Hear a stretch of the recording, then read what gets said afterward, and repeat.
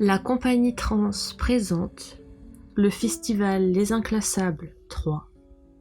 Dans ces podcasts, vous irez à la rencontre des chorégraphes grâce aux interviews de Christian Gattinoni, enseignant à l'École nationale supérieure de la photographie d'Arles et critique d'art sur lacritique.org. C'est maintenant au tour de Magali Reveste, de la compagnie Zootrope, de nous présenter sa pièce Origine. La première question que j'aimerais vous poser, c'est quel objet scénographique mettez-vous en avant ou quel dispositif? Et donc, dans votre cas, c'est bien sûr cette robe costume. Je crois que dans la présentation d'origine, vous parlez de mouvement cellulaire. Donc, j'aimerais bien vous développiez cette idée entre l'objet scénographique qui est la robe et puis ces mouvements organiques, justement, cellulaires. Voilà. Alors, déjà, ce qui va être montré, ça va être un objet vidéo autre que le spectacle qu'on a retravaillé la semaine dernière. Donc, je pense que vous allez être... voilà, il va y avoir un étonnement parce que c'est une appropriation de mon travail par aussi Frédéric qui l'a filmé et qui en a choisi les éléments qu'il avait aussi envie de choisir. Donc là, il va y avoir aussi une interprétation de mon travail. Ce qui est intéressant, c'est qu'on donne un autre point de vue. Parce que pour moi, le spectacle, il doit se vivre en réel. Et que là, ça n'avait pas de sens de juste filmer le spectacle. Par rapport à la question cellulaire, c'est que au début du spectacle, je suis concrètement enfermée dans mon costume, en fait, qui devient une boule, et je respire à l'intérieur de ça. C'est-à-dire que vraiment, on est dans l'abstraction totale. C'est vraiment un objet qui respire. Moi, je suis pas là, c'est juste l'objet. Enfin, je suis là, mais il y a juste l'objet qui est en présence et qui est un objet organique qui respire. Et cette respiration-là, ensuite, quand le costume s'en va, enfin, je l'ai plus, j'essaye de aussi le préserver à l'intérieur du corps dansant, sans artifice. Et par ailleurs, une dernière question peut-être que j'aimerais poser par rapport à votre travail en général et à Origine en particulier, c'est en fait, dans beaucoup d'œuvres chorégraphiques, on a des dichotomies qui se mettent en place. Et vous insistez dans la présentation sur compensation-extension. Est-ce que vous pourriez développer cette idée compensation-extension? Parce que pour moi, elle se vit à la fois concrètement à l'intérieur du corps par toutes nos cellules qui en permanence respirent et font ce mouvement de compensation et d'extension interne. Elle se vit à l'extérieur avec ce costume qui le symbolise en fait. Et elle se vit au-delà, puisque à ce moment-là, je suis obligée d'être en expansion pour pouvoir me montrer au monde et donc d'être totalement dans ma nudité finalement face au regard des autres. Donc il y a se développer, c'est vraiment à développer sur la personne en fait, la fragilité aussi de se mettre encore face à un public. Enfin, c'est aussi parce que le mouvement, la danse, il y a quelque chose aussi de fragile. On peut avoir répété, etc. Mais si le muscle, le tendon, l'os, enfin, il y a une fragilité, on ne va pas avoir la même dextérité. Puis en vieillissant, on n'a pas la même dextérité, mais il y a d'autres choses qui arrivent. Donc ça, c'est mon cas, puisque j'ai pu... Et ça, c'est intéressant, en fait, ce qui se passe, justement. C'est-à-dire ce que je m'autorise à faire aujourd'hui, que je ne me serais jamais autorisée il y a 20 ans. Et que je m'autorise justement par cette compensation extension, finalement, expansion, qui me permet de voyager dans l'organicité, en fait, d'aller à cet endroit-là, que je trouve intéressant parce que, quelque part, ce que j'ai envie de dire, c'est qu'est-ce que c'est aujourd'hui le spectacle vivant ? et ce que ça touche, c'est-à-dire ce rassemblement d'individus qui vont vivre un moment ensemble qu'ils ne revivront jamais. Tout à fait. On pourrait dire la même chose d'une salle de cinéma. On va tous voir un film et on vit ce moment-là ensemble. Mais le film, Non, c'est pas.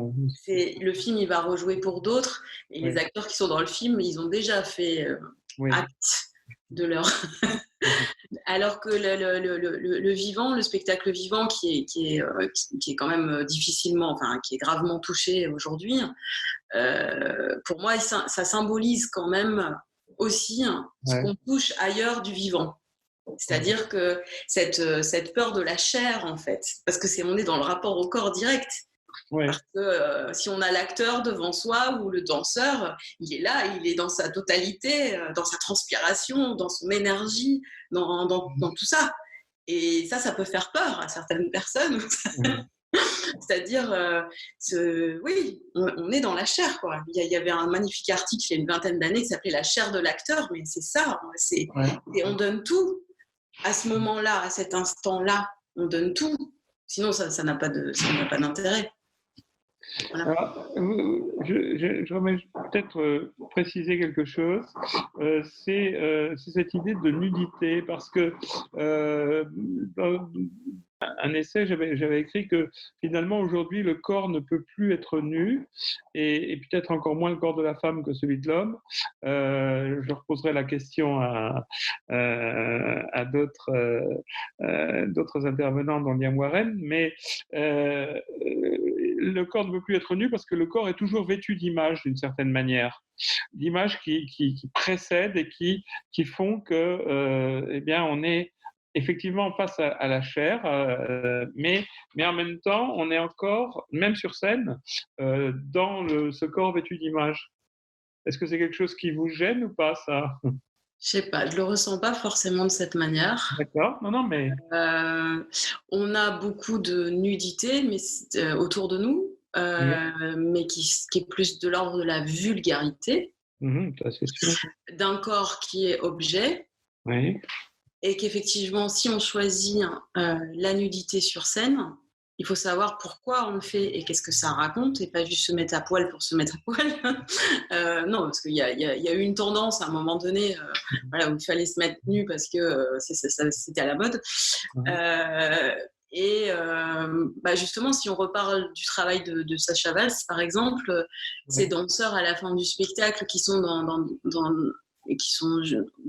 pratiquement dans une nudité, c'est assez dérangeant parce qu'ils sont aussi dans une sensualité, parce qu'ils sont aussi dans une érotisation, et ça a gêné énormément de gens parce que justement on est là dans ce que je disais juste avant, ce lien à la chair, et moi je trouve ça beau et fort de pouvoir déranger à cet endroit-là qui est le vivant, qui est, oui, mais on est fait de chair avant tout.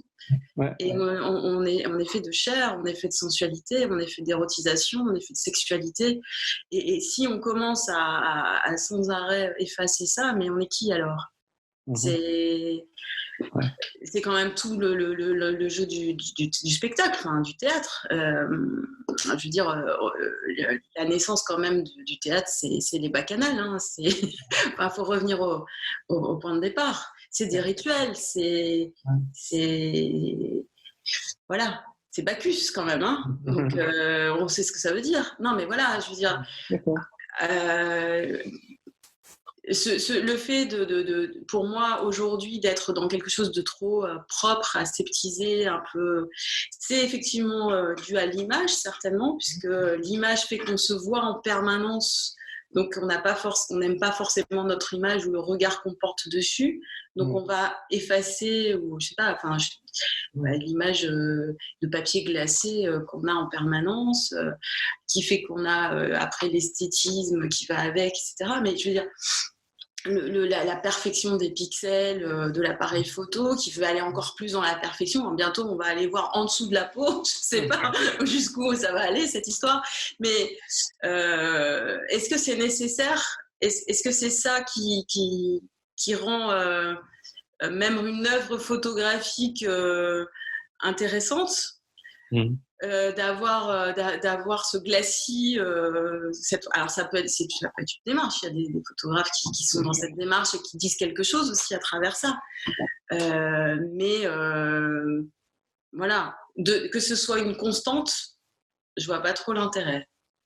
Parce que ça efface nos identités. Alors on est effectivement dans une époque où à la fois on parle du genre, on parle du neutre, donc on mélange tout, on confond tout sur plein de plans, alors qu'en fait, je pense qu'il faut juste ouvrir à tous les possibles et que chacun a le droit d'exister avec ce qu'il est dans son corps, justement. Et corps-sujet, finalement. C'est ça, avant tout. Mais je crois qu'on est en crise de ça. On n'est pas corps-sujet aujourd'hui. Ouais. On est corps de consommation. Enfin, on est objet du consommable. Oui, tout à fait. Voilà. Retrouvez le festival Les Inclassables 3 du 11 au 13 décembre sur la chaîne YouTube de la Compagnie Trans.